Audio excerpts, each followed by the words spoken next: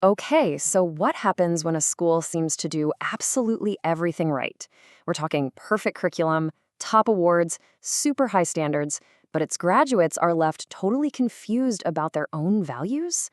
Well, that is the fascinating puzzle we're digging into today, based on the work of Donovan Graham. So listen to this. This is a quote from a graduate of a top-tier Christian school. And she's looking at her non-Christian neighbor and realizing that he's actually living out the values her school preached, selflessness, community, better than her own family is. And this huge, profound disconnect. Well, that's where our story really begins. So let's take a closer look at this school she went to, Alpha Christian School, or ACS. I mean, on paper, this place is flawless. You've got a rock-solid Christian curriculum, Bible classes are mandatory, and, get this, an award-winning Bible Knowledge Bowl team that won 5 years in a row.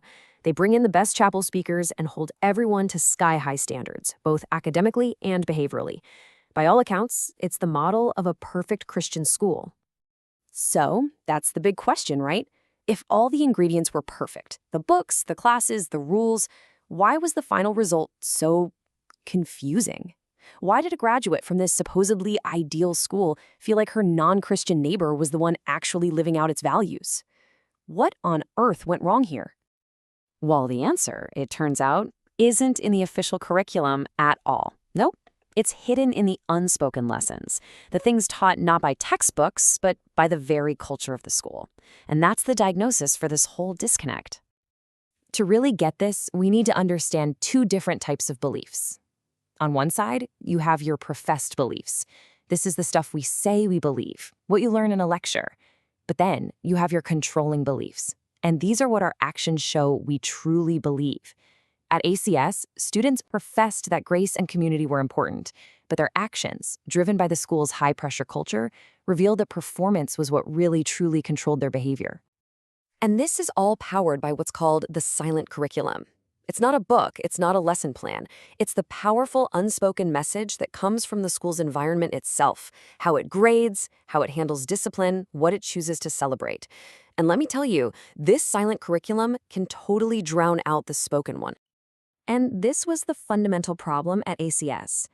See, the professed curriculum was teaching Christian values, like grace and helping others. But the silent curriculum, the one driven by cutthroat competition and the constant pressure to win, was teaching a totally different lesson, that what really matters is your individual performance and getting ahead of everyone else. The school's process was basically fighting against its own content. So, if that's the diagnosis, what's the solution? Graham proposes a complete rethinking of education, built around what he calls a redemptive framework. It's a way of looking at the entire purpose of school through the lens of one single, powerful story.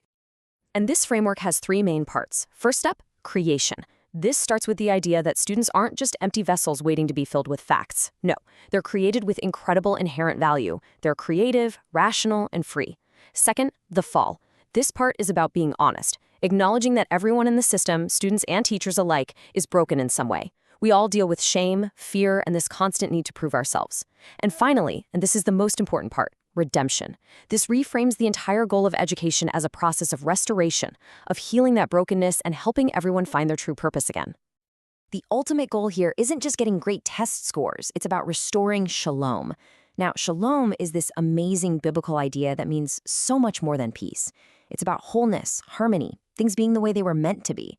So in this model, the whole point of school is to move away from a culture of performance and move toward one that helps students and the entire community become whole again. Okay, that all sounds really great in theory, right? But what does it actually look like in a classroom? How does this idea of grace over grades really change the day-to-day life of a school? Let's dive into the nitty-gritty. The difference is pretty stark. On one side, you've got the standard performance model.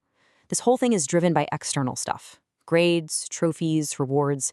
You work hard to please the teacher and, let's be honest, to beat your classmates. But on the other side, you have the grace model, which is all about internal growth. Here, the motivation comes from a real desire to learn and master the material, just for the sake of it, in an environment of acceptance, not judgment.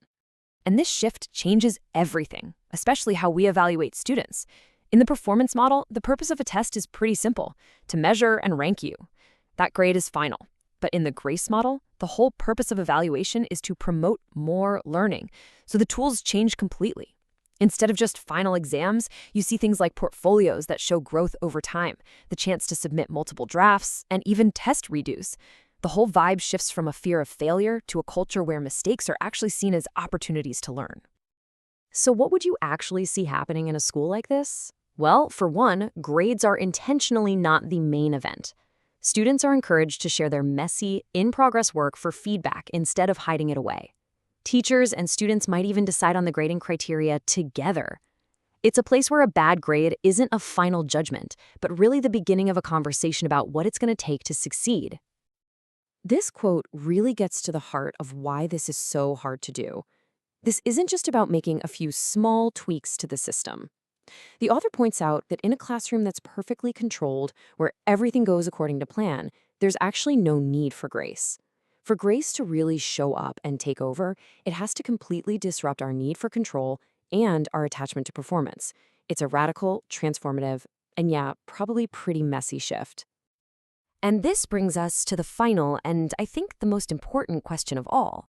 What would actually change if we truly reimagined the whole purpose of school?